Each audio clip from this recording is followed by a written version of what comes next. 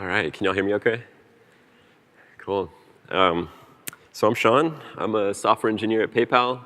I work on the web platform team. We build tooling, frameworks, some of the infrastructure for our product teams.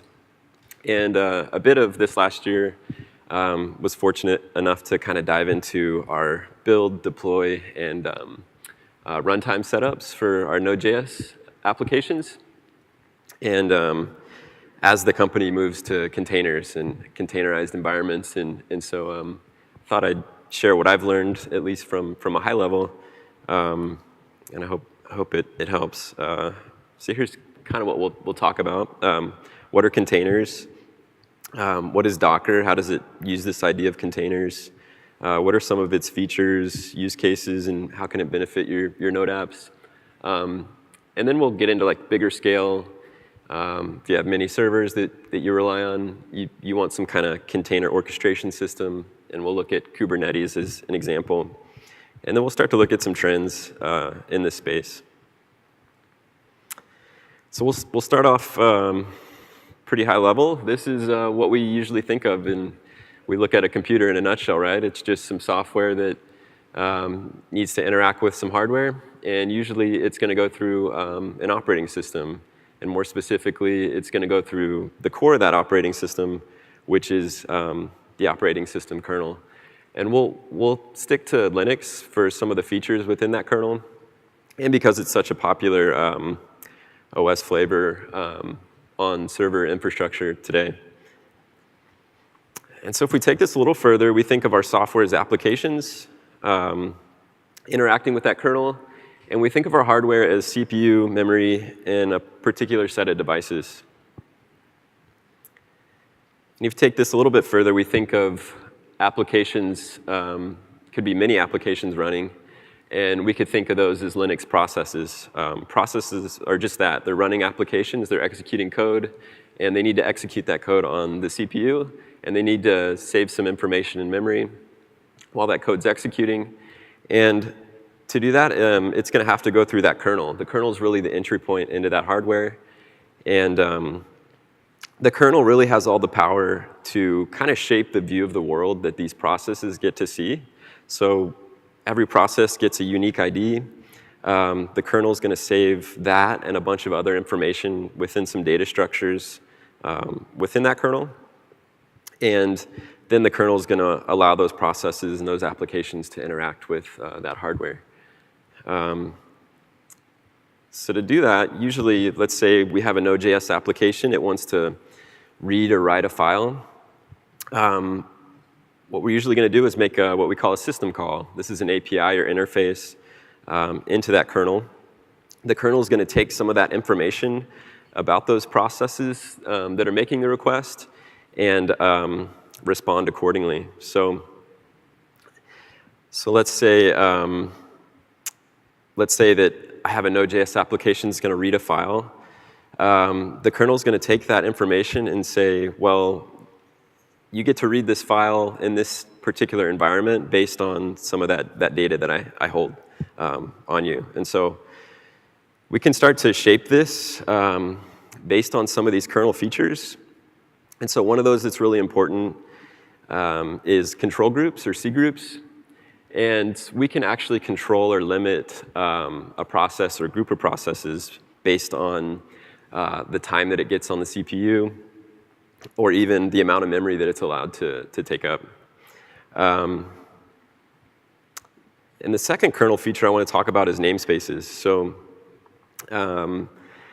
namespaces are really that. It's really about isolating a process or group of processes. So if a process, say my Node app wants to read a file and it's in a particular namespace now, then it only gets to read files that are part of that namespace. And this is where you start to isolate applications from one another.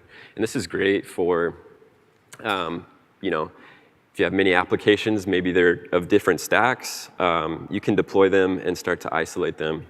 And these two kernel features, C groups and namespaces together, are really what makes up this abstraction or this idea of a container. And there's a lot more to it in terms of security and whatnot, but it's really these two features. And You can interact with these features manually via the command line, but that wouldn't be too fun. It's pretty cumbersome. And so you could build some tooling around it to do this for you. And Docker has done just that. They've built an entire platform over this that allows you to interact with these containers and manage them via a client-server architecture. So they have a client. It's just a Docker CLI tool. And you can create this concept of an image. An image is just a file system snapshot. And images are really nice because they're immutable. They also have hashes, so you can get a checksum and some integrity checks based on the contents of that image. And it's portable, so you can actually ship this and push this to a registry. You can pull it down from different hosts. This is really important because an image is just a blueprint for a running container. And containers are going to have your isolated applications and the processes that are running within those. And then you can manage stuff like the network, like how do these containers talk to each other, and also this idea of volumes. Volumes are persistent files, persistent storage. So containers are inherently ephemeral and stateless. And so you want to pass that state off to, well, you don't want any state, ideally, but if there are files that you're interacting with, like if you containerize your database, then you would want to write to a volume that's managed on the host, and that's persisted. And this could be remote. This could be network attached storage as well to manage those files. And so these are really the three things. You have a client, a server, and then you have a REST API. If you want to build your own clients, you can interact with that API directly. And so to build this image, I talked about Docker's come up with this idea of a Docker file. It's a text file, and it's really just a set of instructions for the environment that you want to build and what you want to put into that immutable file system snapshot. And so you do that from the command line. You put the Docker file in your workspace. So you put this right into the root of your application. And you would send that over via commands to the server. And it would crunch those instructions and create, based on that context, create that image for you. And so this is what a Docker file looks like. It's just a set of commands. You always start with a base image. We use Alpine. It's a lightweight flavor of Linux that's stripped down. And this is a popular Node flavor that has Node and NPM installed. And you can see the tag here is 10, so it has Node version 10. Then from that base image, we're just going to build off of that. We're going to add a working directory /app. We're going to copy some files in there, our dependency references, which is our package.json, and also package lock if it exists. And we'll put those into the app directory. Then we'll run some commands. Right here, we're going to run npm install. Then we're going to copy the rest of our source code. And finally, we have a command. Command is just the command that gets run when you start a container from this image. And you see here, every instruction has, it has this hash next to it. So as Docker is going through every instruction, it's going to digest that content and create a hash for you. So then it's going to cache that content. So it's really important to come up with a proper caching strategy when you're writing these Docker files. So you see here I have 2 copy commands. Why didn't I just do 1 copy command?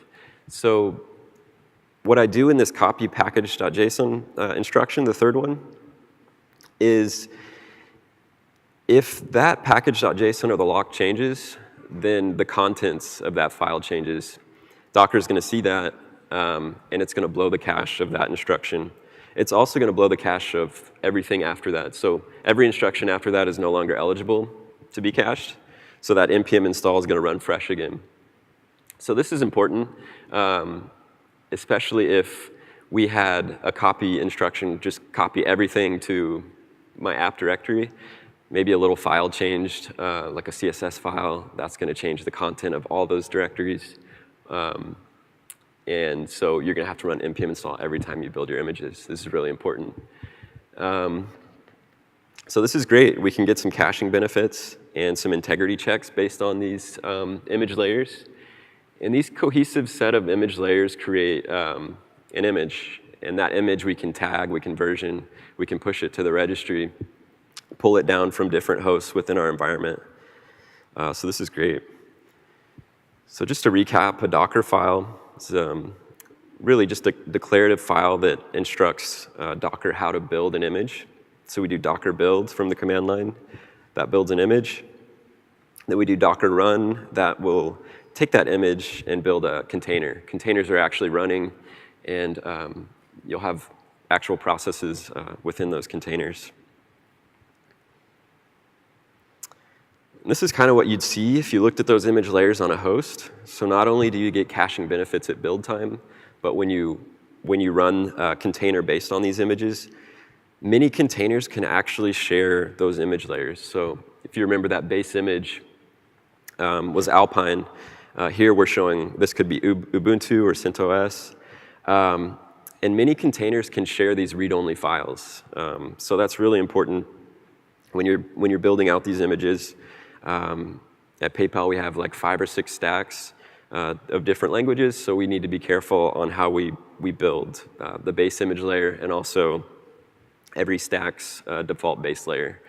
And then we can build on top of that. The topmost layer is usually your application code, and that's usually only the thing that's changing. So you go into a server, you do a Docker pull, and Docker is going to look for every image, and it's going to say, oh, we only need the topmost app image. That's the only one that changed. So you get some benefits at deploy time as well that cache these image layers. This is also what you'd see if you looked on a host.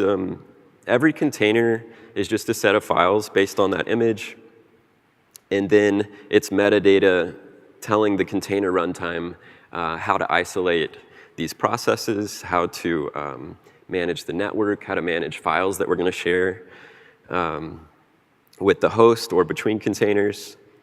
And then that host operating system has our kernel. All containers are going to share the same kernel on that machine. This is different than a virtual machine where you actually get a guest operating system loaded and you have a kernel per virtual machine.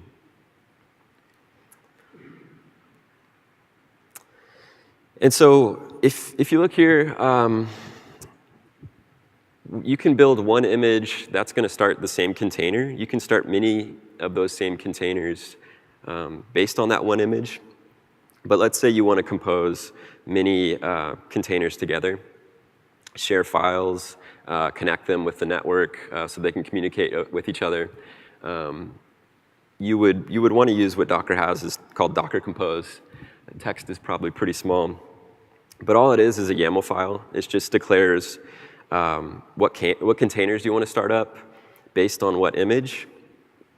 And also things like which ports do I want to expose to the host, which environment variables do I want to inject, which files should be persistent on the host, or which should be shared to each other, all sorts of things.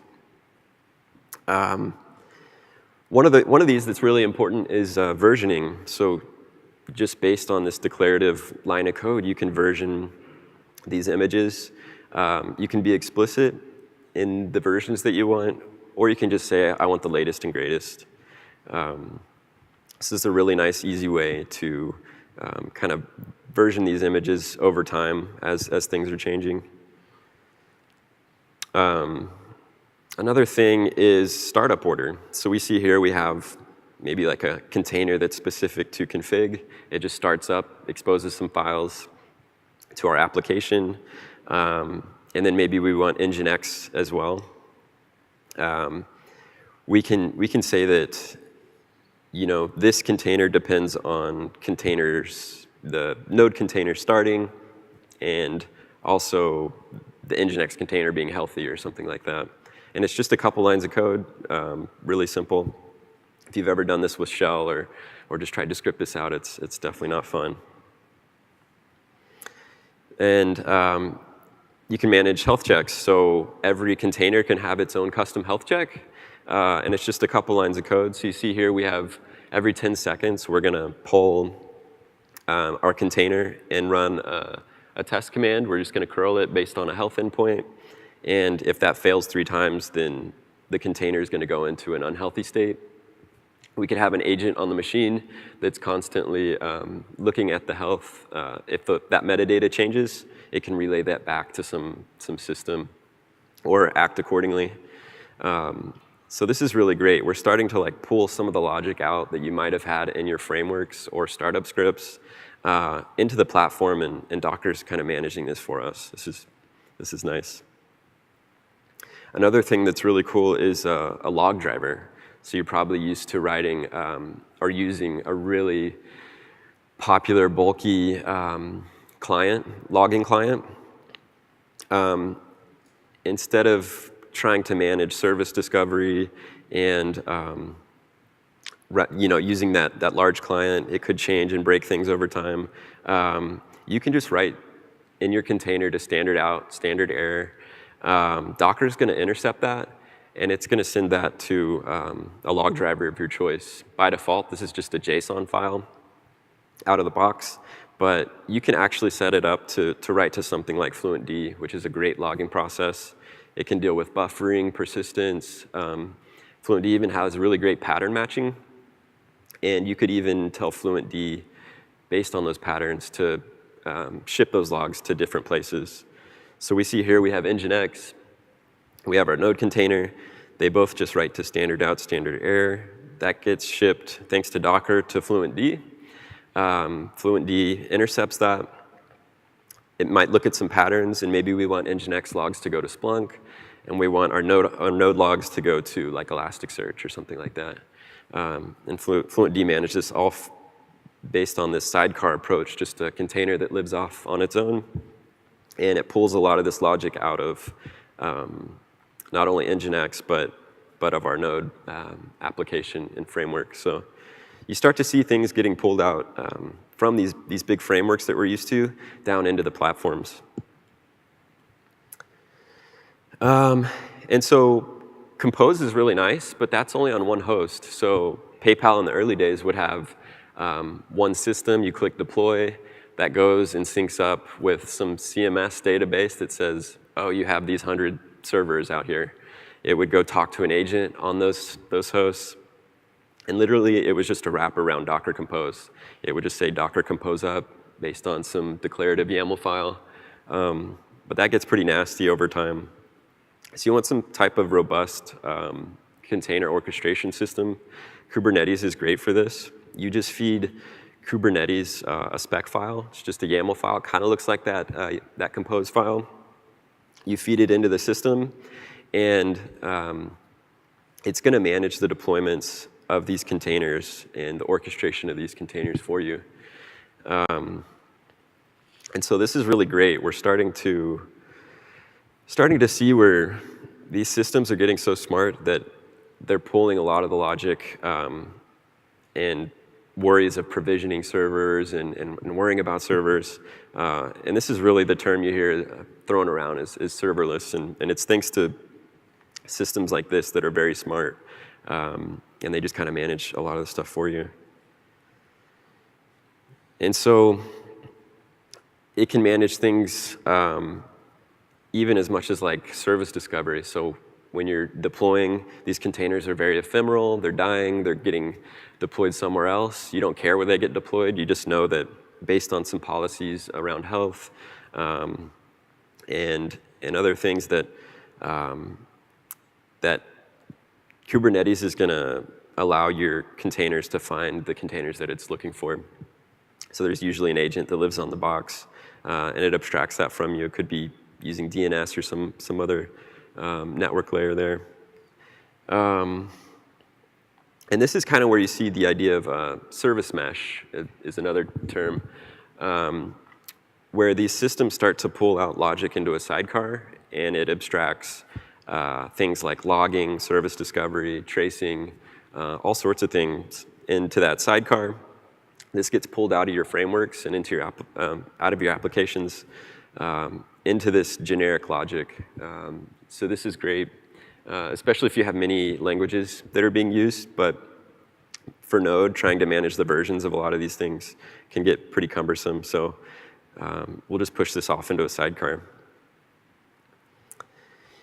It also provides this ability of being elastic. So you can set up these really robust policies like, I want to know the average of my CPU usage on my Node applications across all the deployments. If that hits a threshold, then start spinning up another set of containers for me. Or likewise, if it goes below a certain threshold, maybe memory usage or something like that, then go ahead and like start to kill off some of those instances so you can save some money in that regards. Also, deployments. You can manage canary deployments really easily based on a declarative policy that says, send a signal to my Node application and let that application, that version die down gracefully. Let it drain over 30 seconds or something. Make sure that queue is cleaned out. Database connections are cleaned up. All that sort of stuff. While that's going on, we can have version 2 of the application that's sitting right next to it. And we're starting to send maybe 5% of traffic and doing some health checks while version 1 is slowly shutting down. So this is great. You might have had some libraries built into your Node apps where you make some REST API calls and you start doing some experimentation or A/B testing. Now it's kind of just a declarative policy in that YAML file, and the platform takes care of that for you. So what are some of the trends? I've been really used to virtual machines and the idea of capacity planning. If you've ever dealt with that, where an infra team says, you have a new application, how many servers do you need? And you're like, I don't know, 100. And now you get this efficient, isolated way to deploy your applications. It could be completely different applications, different stack, and you can efficiently use the same exact server and know that you're reliably going to be isolated, and nobody's going to step on each other in terms of memory usage or time on the CPU. And then these smart, robust platforms are starting to pull a lot of logic out of the applications, and application developers no longer have to deal with servers or provisioning these manually. You no longer have to SSH in and see if a configuration is off or what's going on, or restarting your application manually. These platforms just kind of take care of that. That's kind of where the serverless, like backend as a service comes. And then it goes even further with like functions as a service, where you get these really tiny Lambda or cloud functions. And you don't care where that gets deployed. You just want to know that it does get deployed, and that those logs and some of the health comes back to you in a place that you can visualize that. And then it's even going as far as the edge. You see a lot of these, what we think of as CDN providers, are actually giving you access to all their servers at the edge around the world. And you can just deploy from your workspace now, or just push to Git. If it's a specific branch, it goes through a CI/CD setup, and that just gets pushed out to some server somewhere, and you know that it's running safe and sound. And with the edge, now it's really close to your clients, which is amazing. So you see these patterns of things getting smaller. We really start to care about faster startup. So you see the community looking at Node in particular, and the JavaScript runtime. Is it starting up fast enough, especially for like these functions as a service? And then we're relying on better and better robust platforms. And so, yeah, we're hiring, and it's yeah, a great time to write software. Thanks so much.